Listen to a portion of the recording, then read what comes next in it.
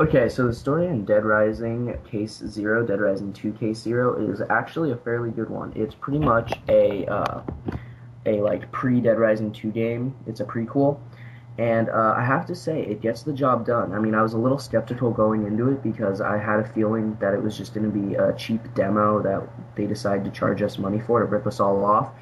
But I'm not gonna lie, the story was just spot on, and it made me really eager to play the next game. So or the actual game. So what did you think about it? I thought the story was good, but from what I was hearing before, they were going to explain stuff from Dead Rising 1 in the prequel, and I was just thinking maybe they will. Now, I didn't complete Dead Rising 1, but I do know what happens at the end, and I would still like to know what happens, and I heard, maybe I was just heard wrong, that they were going to explain a little bit at what happened at the end, but they never really did in the game, so, but the overall story is not that great, I don't think, but it's pretty good. It's pretty simple too. So, it's just him trying to protect his daughter, getting, saving survivors and stuff. Really that's all it is, and him trying to get out of his town. So, I can't wait for the full game though. Full game looks like it's gonna have a really good story. So, yeah, the story overall is pretty decent. Okay, now the sound of Dead Rising 2 K0 is overall pretty good. I like how all the zombies sound. They all sound like zombies and stuff. I think maybe some of the zombies sound just a lot like zombies in Dead Rising 1, but I don't really care, to be honest. The environmental effects, there really isn't many, but that's no problem at all. But the voice acting is actually really good. Now, I said this in my review. The main guy, he kind of sounds like a little bit of Alan Wake sometimes, and I don't know. That's just me. I love Alan Wake, and I found out it really isn't. But he's actually a really good voice actor, and his daughter is surprising because I thought she was going to be like really annoying and stuff. And she's actually not. She's actually pretty good. And overall, I thought the sound was really good. So, what did you think? Overall, I have to agree with you. I did enjoy all the aspects of the sound. I did think that the voice acting was spot on. I'm kind of missing a little of Frank West's voice personally because I thought that he was a great character. But I do like the new Chuck Green, and I never thought about it before, but now that I think about it, I can see the Alan Wake in him. I like all the weapon sounds when you're killing people, like the slice when you're using a sword, or the gunshots. They all sound good, they all sound clean. And overall, this is just a very good sounding game, in my opinion. Yeah. Word. Alright, so personally, I had a lot of mixed feelings about the graphics. I didn't like them 100%, but at the same time, I didn't not like them. I think for a $5 downloadable game, they're very good. But I think if this is what we're going to see in the full price game, I definitely don't think that it is the best.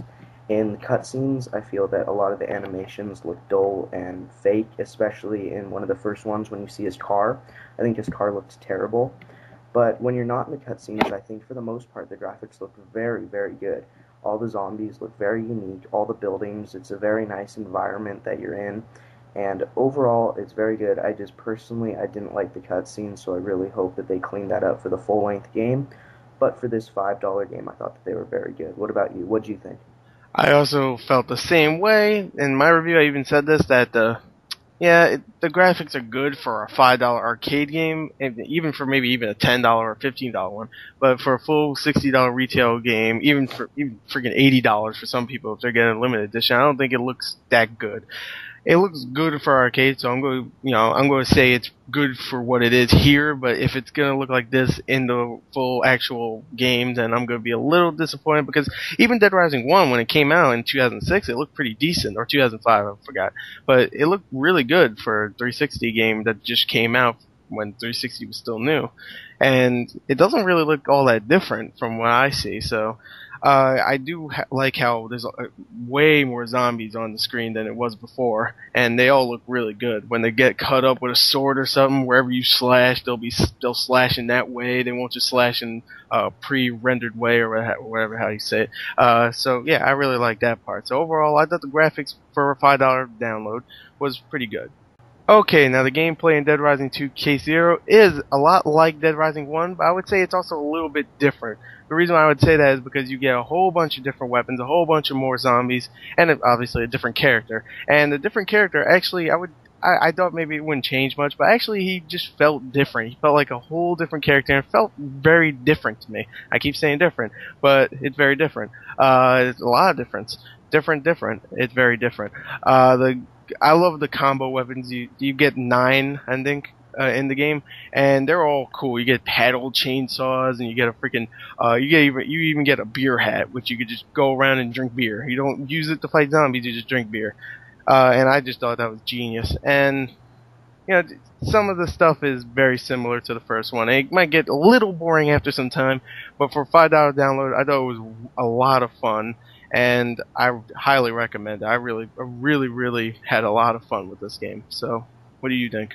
Overall, I would have to agree the gameplay was very well done in my opinion, actually, because, I mean, who doesn't love killing thousands and thousands of zombies?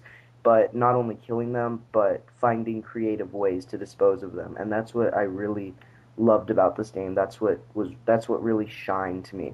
All the different ways that you could figure out to kill them. You know, you could kill them by, shoving shower heads and watching their blood drain out. You could kill them with chainsaws, whole bunch of different ways. I loved all that. The only thing that I don't really like, that I would hope that they would change from the first game, was the time system and how you had to finish all the missions before the time ran out. But other than that, I thought the gameplay was very good, and I'm looking forward to the next one.